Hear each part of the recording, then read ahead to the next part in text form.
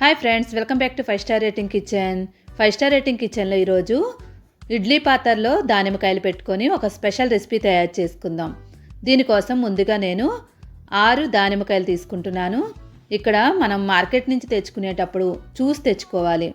ఎక్కడైనా పుచ్చులు ఉన్నాయో లేదో ఒకసారి చెక్ చేసుకోండి. పైనే మనకి చక్కగా ఉన్నట్లయితే పుచ్చులు ఏమి లేనట్టు, లేదు నల్లగా డాట్స్ లాగా ఉన్నట్లయితే కనుక పురుగులు ఉంటాయి, మంచివి తెచ్చుకోండి. పొయ్యి మీద ఇడ్లీ పాత్ర పెట్టుకొని దానిలో 1 గ్లాసు వరకు నీళ్లు వేసుకోండి. ఇడ్లీ పాత్ర రేకు పెట్టేసుకోండి. దాని మీద మనం తెచ్చుకున్న దానిమ్మకాయలు పెట్టుకోవాలి. ఇక్కడ నేను మీడియం సైజ్ తీసుకున్నాను. కావాలనుకుంటే పెద్దవి తీసుకున్నట్లయితే 4 అయినా పెట్టుకోవచ్చు. ఎక్కువ కావాలనుకున్న వాళ్ళు 6-7 వరకు చేసుకోవచ్చు.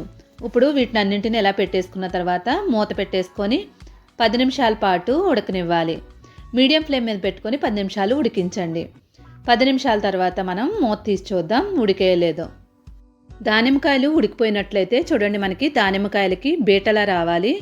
అన్నీ ఒకసారి వచ్చేయలేదో చెక్ చేసుకోండి. ఒకవేళ లేకపోతే కనుక మళ్ళీ ఒక 5 నిమిషాలు ఇడ్లీ పాత్ర మూత పెట్టేసుకొని ఉడికించుకోండి. ఇలా ఉడికిన తర్వాత పూర్తిగా చల్లారిన తర్వాత ఒక ప్లేట్లోకి తీసేసుకోండి. ప్లేట్లోకి తీసుకున్న తర్వాత ఒక గిన్నె తీసుకొని ఒక స్ట్రైనర్ తీసుకోండి. వీటిని మనం తొక్కలన్నీ కూడా తీసేసుకోవాలి. చాలా ఈజీగా వచ్చేస్తుంది. ఈ స్ట్రైనర్లో మనం తొక్కంతా తీసేసుకొని మొత్తం అన్నీ కూడా స్ట్రైనర్లో వేసేసుకోవాలి. నార్మల్గా అయితే దానిమ్మకాయలు తొక్క రాదు, కానీ ఇలా ఉడికించడం వల్ల చాలా స్పీడ్గా వస్తుంది. ఇలా ఉడికించడం వల్ల మనకి దానిమ్మకాయ పచ్చివాసన రాకుండా ఉంటుంది. లోపల ఉన్న వైట్ది కూడా మనం వేసుకోవచ్చా అని డౌట్ వస్తుంది. కావాలనుకుంటే వేసుకోవచ్చు, లేదంటే తీసేసుకోవచ్చు. ఇప్పుడు మనం మొత్తం అన్ని స్ట్రైనర్లో వేసుకున్నాం కదా. ఇప్పుడు పైన ఉన్నది తెలుపంతా కూడా వద్దనుకునే వాళ్ళు ఉంటే తీసేసుకోవచ్చు, కానీ అది పడేయవలసిన అవసరం ఏం లేదు. నేను దాంతోపాటే తయారు చేస్తాను. ఇప్పుడు మనం మ్యాషర్ ఉంటే మ్యాషర్ కానీ గరిటె ఉంటే గరిటెతో కానీ దీన్ని గట్టిగా ప్రెస్ చేయండి. ఇలా ప్రెస్ చేస్తున్నట్లయితే మనకి దానిమ్మకాయలో నుంచి జ్యూస్ అంతా కూడా బయటకు వచ్చేస్తుంది.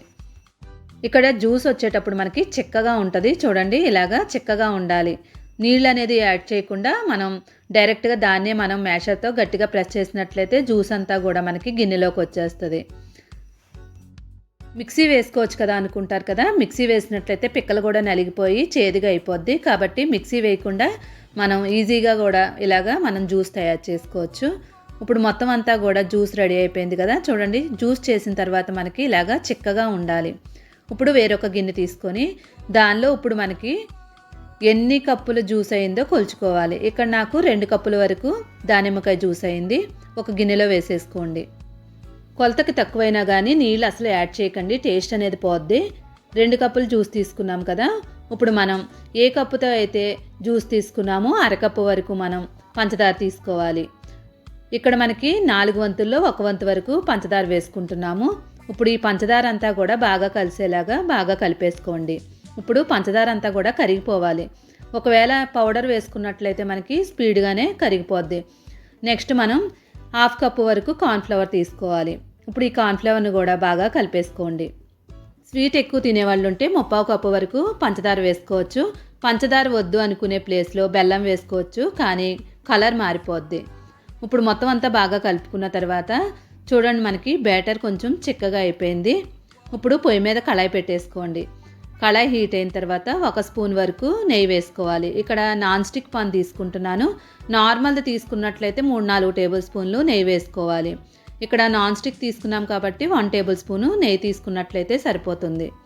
ఇప్పుడు మనం ఆల్రెడీ కలిపి ఉంచుకున్న బ్యాటర్ని దీనిలో వేసేసుకోండి. భాగంలో ఉండిపోకుండా ఒకసారి కలిపేసుకొని తీసుకోండి. ఇప్పుడు ఈ మొత్తం అంతా వేసిన తర్వాత మంటని మీడియం ఫ్లేమ్ మీద పెట్టుకొని కలుపుకోవాలి. ఇది కలిపే కొద్దీ మనకి కార్న్ఫ్లవర్ వేసుకున్నాం కదా, చిక్కగా అవుతూ ఉంటుంది.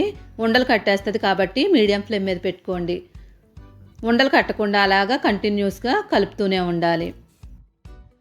2 నిమిషాల పాటు కలుపునట్లయితే చక్కగా దగ్గరగా ముద్దలాగా అయిపోద్ది. చాలామంది పిల్లలు దానిమ్మకాయలు తినను అంటారు కదా, అలాంటి వాళ్ళకి ఇలాగా టేస్టీగా చేసి పెట్టచ్చు. ఇంకా ఆరోగ్యానికి కూడా దానిమ్మకాయలు చాలా మంచిది. ఇలా మొత్తం అంతా కూడా చూడండి దగ్గరికి అయిపోవాలి. అసలు పాన్కి అంటుకోకుండా దగ్గరికి అయిపోవాలి. ఇప్పుడు మనకి గరిటెకి కొంచెం అంటుకుంటుంది కదా. ఇప్పుడు మనం ఈ స్టేజ్లో ఉన్నప్పుడు మనం 1 టేబుల్ స్పూన్ వరకు నెయ్యి వేసుకోవాలి. వద్దు అనుకుంటే స్కిప్ చేసుకోవచ్చు, ఏం పర్వాలేదు. 1 స్పూన్ వరకు నెయ్యి వేసుకున్నట్లయితే మనకి గరిటెకి అంటుకోకుండా ఉంటుంది. తినేటప్పుడు కూడా నోటికి అంటుకోకుండా ఉంటుంది.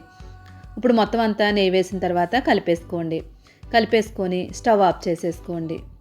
నెయ్యి ఎక్కువ ఇష్టపడే వాళ్ళు ఉన్నారనుకోండి, ఒక పావు కప్పు వరకు నెయ్యి వేసుకోండి, ఇంకా చాలా సూపర్గా ఉంటుంది.